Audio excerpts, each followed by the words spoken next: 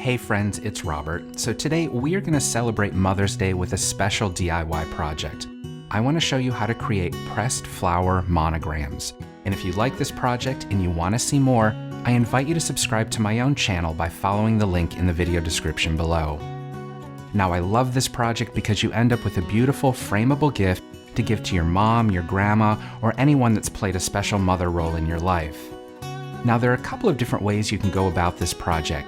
If you have time to work in advance, you definitely can press your own flowers. It's a really simple process. You simply take a piece of paper, fold it in half, and then take some clippings of foliage and flowers from your garden or your backyard, place them into the fold, and tuck it into the center of a book. Then place that book under a stack of other books, set it aside, and forget about it for a week or two. What happens during that time is that the weight from the books presses the moisture out of the flowers, leaving them flattened and preserved, at which point we can then arrange them and glue them down to our surface. However, if time is a factor, or if the weather isn't cooperating where you live and you don't yet have flowers in the garden, you definitely can purchase them online. I'll include sources and links in the video description below. Now you can create this project on the front of a greeting card or even on a piece of stretched canvas. But if you want to frame it like I'm doing, it's usually a good idea to work backwards. Pick out your frame first. This way you can remove the backing and measure and cut a piece of paper that's going to fit perfectly inside.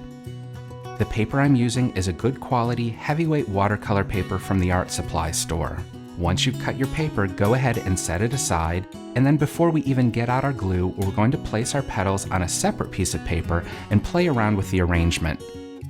Now you can sketch out the initial with a pencil so you've got some guidelines to follow, or you can just eyeball it like I'm doing. Now because the flowers are dry, they're a little bit brittle and we have to handle them gently. I found the best way to pick them up and place them is using a pair of tweezers. Now I'm going to start by placing some of the plain foliage in the background to give some structure to our letter, and then layer it with some of the smaller, more colorful pieces. Once you're happy with the arrangement of your monogram, we can begin transferring them and gluing them down to our cut paper. Squeeze out a little bit of white glue, and we're going to apply this to the back of our flowers and foliage using a small brush. You don't need to cover the entire back, you just need to dab it along the edges of the leaves, the petals, and the stem. Carefully position it and then press it into place. Once you have all your background pieces down, go ahead and transfer over some of the smaller pieces and the more colorful flowers.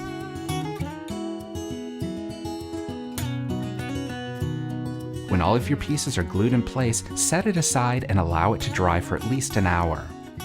And then because we took the time to cut our paper in advance, you can simply slip it into the frame and it's ready to wrap and give as a gift. I do hope you'll give this project a try, experimenting with different types of flowers and foliage. I want to send a virtual hug to all of the moms out there, wishing you a very happy Mother's Day. Thank you as always for watching, and join me next time for another great DIY.